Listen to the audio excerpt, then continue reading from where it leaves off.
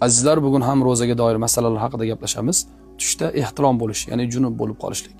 Bir ro'zador yigit ro'za tutdi-da, keyin ehtilom bo'lib qoldi, tushda bulg'andi. Bu insonning ham ro'zasi ochilmaydi. Balg'amni yutish yoki so'lagini yutish ro'zani ochmaydi.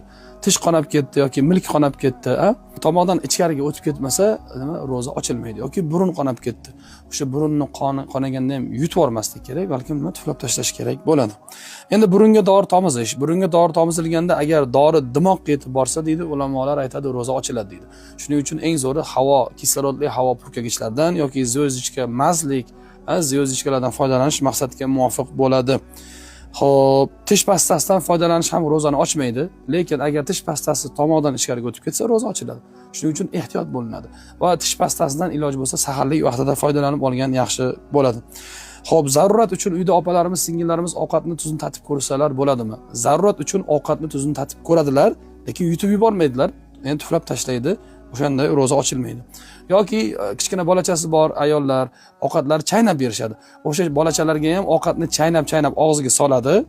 O'zi lekin yeb yubormaydi, tomog'idan o'tkazib yubormaydi. Yoki bir inson o'zi xohlamagan holatda qayd qilsa, qussa, ro'za ochilmaydi. Endi o'zi xohlab turib, o'zini majburlab qayd qildirsa va og'iz to'lib qayd qilsa, unda ro'za ochiladi.